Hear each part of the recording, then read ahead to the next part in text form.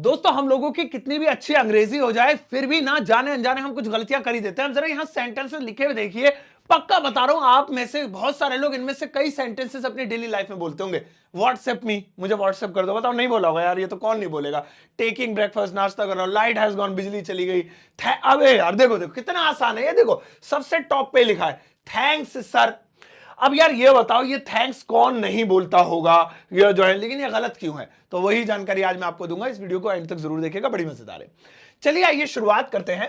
सबसे पहले हम क्या करते हैं, इसी को उठा लेते हैं, थैंक्स वाले को। यार क्या गलती है इसमें? किसी को थैंक्स अगर बोल रहे हैं, और थैंक्स तो कोई गलत भी नहीं है, मैं खुद कह रहा हूं गलत नहीं है, लेकिन इसमें एक छोटी सी गलती है। और वो छोटी सी गलती पता है क्या है? ये देखिए इसमें एक सर लिखा हुआ है। तो आप सोचेंगे अच्छा सर नहीं बोलना है तो क्या बोलना है? पैर बोलना है। सर सही तो है। अरे गुस्सा मत करो, देखो सुनो, सर का मतलब क्या है कि आप किसी ऐसे बंदे को थैंक्स बोल रहे हैं जो आपसे स्टेटस में बड़ा है। जाहिर सी बात है उसे ही सर बोलेंगे। अपने दोस्त को या वाइफ को या हस्बैंड को तो सर नहीं बोलेंगे, है ना? तो स्टेटस में बड़ा, तो जब कोई स्टेटस में बड़ा हो जाता है तो अंग्रेजी इनफॉर्मल से फॉर्मल हो जाती है। अगर आप उनके साथ भी इनफॉर्मल बोलेंगे तो गलत बोल रहे हैं आप, आपकी जॉब भी जा सकती है अगर आप प्रोफेशन में है तो इसीलिए अपने से बराबर वालों को और अपने से छोटों को आप इनफॉर्मल वे में थैंक्स बोल सकते हैं। बॉस वगैरह को, टीचर को या किसी ऐसे इंसान को जिसे सर मैम कहें आप नहीं बोलेंगे। फिर क्या बोलेंगे? सुन लीजिए, इन्हें बोलेंगे, क्या बोलेंगे एक बार मैं देख लेता हूं यहां पे साफ करके। इन्हें बोलेंगे thank you, thank you sir. ये तरीका है, थैंक यू सर, है ना? तो ये जाने अनजाने हो रहा था, पहले गलत बोल रहे थे, थैंक्स सर, थैंक्स मैम। भाई ये आदत है तो छोड़ दो, बच्चों को बोल दिया करो थैंक्स बेटा, या अपने दोस्तों को बोल दिया करो थैंक्स यार। लेकिन आप बड़ों, बॉस वगैरह से मत बोलना प्लीज, और प्रोफेशनल लोगों से खास तौर पे नहीं। थैंक्स नहीं, थैंक यू।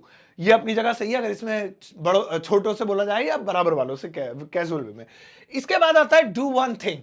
अब इसमें क्या गलती है? इसका मतलब क्या होता है कि मेरा एक काम कर दो, डू वन थिंग, या एक काम कर दो, ऐसे ही बोल देते हैं। ये गलत है। डू वन थिंग अंग्रेज कभी नहीं बोलते, और इसको सुन के हंसेंगे, कहेंगे तुम ये क्या बोल रहा है, हमने तो कभी ऐसा नहीं बोला।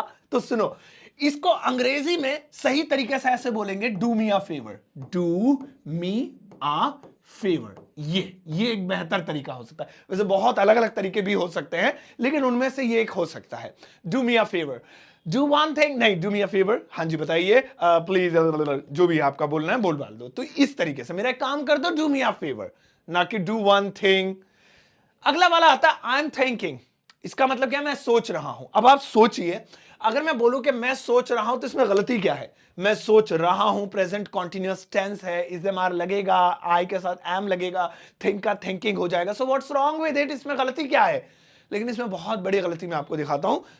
थिंक अपने आप में एक ऐसी क्रिया है जिसमें आईएनजी के बिना सिंपल प्रेजेंट में सेंटेंस बनाया जाए तो बेहतर होता है।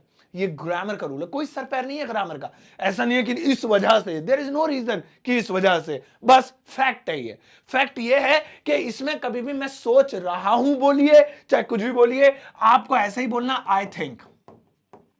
आई थिंक मैं सोच रहा हूं कि मैं आगरा घुमाऊं, I think I should go Agra.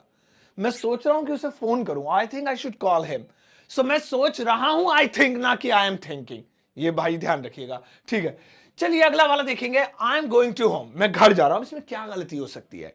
बढ़िया सेंटेंस है। इसमें तो क्या सारा ऊपर की तरह गो में भी आईएनजी हटवाओगे क्या? कुछ नहीं हटवाऊंगा, लेकिन फैक्ट सुनो क्या है। जब भी आप बोल रहे हैं मैं घर जा रहा हूं, तो आप इसमें ध्यान रखेंगे कि ये टू नहीं आएगा। आप कहेंगे सर टू तो आता है ना, किसी भी जगह को जाते हैं, I am going to Delhi, I am going to Mumbai, I am going to home, सब में टू लगाएंगे। लेकिन पता नहीं क्या ग्रामर का रूल है कि टू, अब होम के साथ टू नहीं लगाएंगे, या तो फिर होम से पहले कोई एक वर्ड जोड़ो, I am going to your home, I am going to Rahul's home, I am going to my home.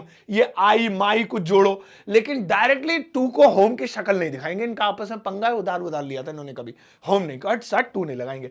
सो मैं घर जा रहा हूं, very simple, I am going home.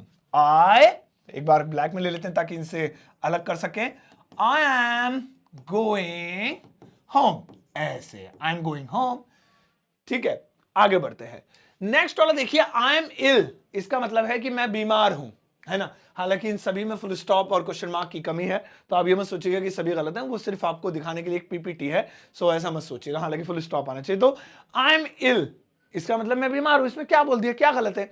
तो यहां पर आपको एक छोटी सी चीज समझनी होगी कि बड़ी अगर बीमारी है, बहुत बड़ी, तब तो आप इल लगा सकते हैं। छोटी मोटी बीमारी के लिए प्लीज इल मत लगाना, ये बहुत गलत माना जाएगा, है ना। और जो जरा अच्छे अंग्रेजी जानने वाले लोग होंगे उन्हें लगेगा भयंकर बीमारी है।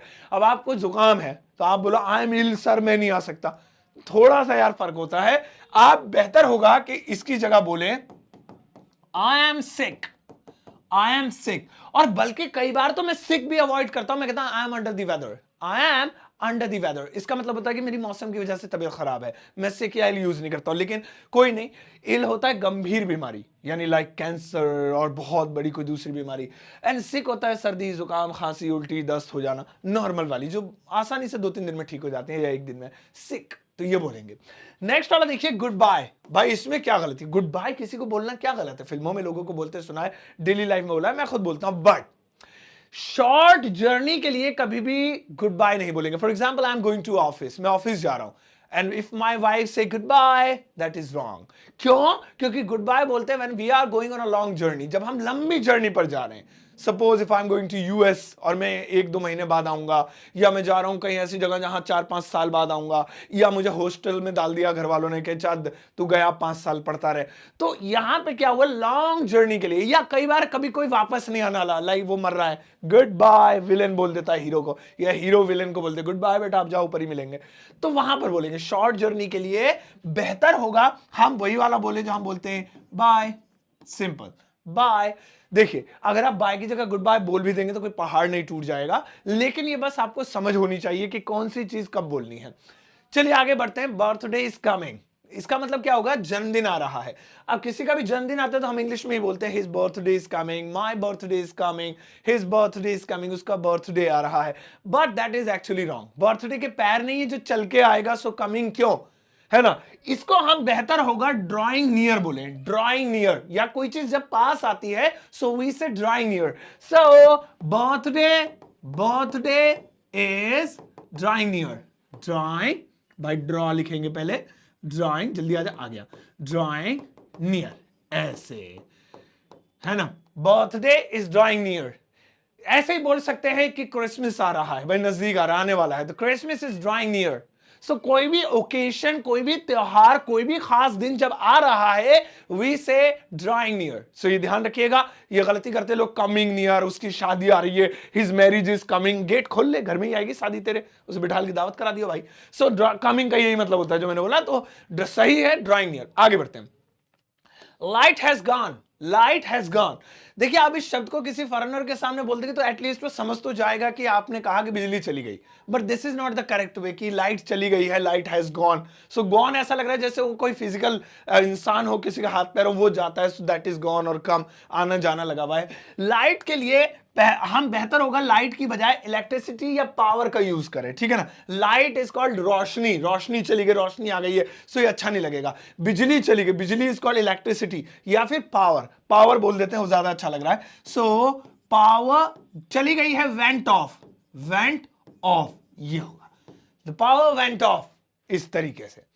और आ जाए तो रिस्टोर्ड, ऐसे और भी कई सारी चीजें कर सकते हैं आप, तो ये उनमें से एक है, लेकिन मेन फोकस अभी इस पे रखिए, पावर वेंट ऑफ। तो लाइट चली गई, हो द पावर वेंट ऑफ, ऐसे, तो ये बोलिए।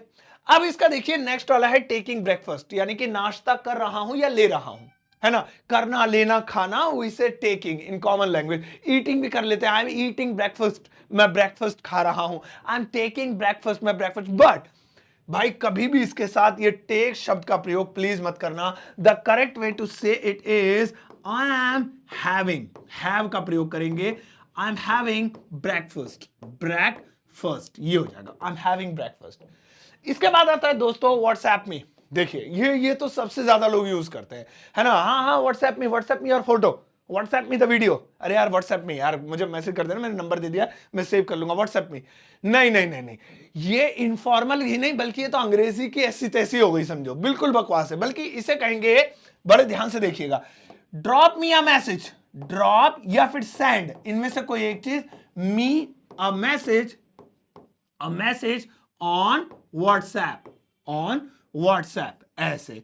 तो यहां पे कैसी है व्हाट्सएप, हाँ एच तो था, मैंने खामा खाई नहीं मिटा दिया, व्हाट्सएप, है ना। तो यहां पे इस तरीके से यूज करेंगे, drop me a message on WhatsApp, drop me a message on WhatsApp या send me a message on WhatsApp, तो ऐसे बोलेंगे। तो भाई ये ध्यान रखिए, ड्रॉप या सेंड का यूज करेंगे खाली व्हाट्सएप में। व्हाट्सएप में ये सब इंग्लिश को बेकार बनाने वाली चीजें हैं और इनका इस्तेमाल प्लीज मत कीजिए। एक छोटा सा होमवर्क आपको देके जा रहा हूं, अगर आप यहां तक आ गए तो बहुत होनहार है, अपनी होनहारी को साबित जरूर कीजिएगा, होमवर्क करके जाइएगा दोस्तों। यहां पर इस समय आपको ज्यादा नहीं, बस एक ही सेंटेंस दिखाई दे रहा होगा जो कि हम रॉन्ग बोलते हैं अपनी डेली लाइफ में। आपको यह बताना है कि इसे सही तरीके से कैसे बोलेंगे।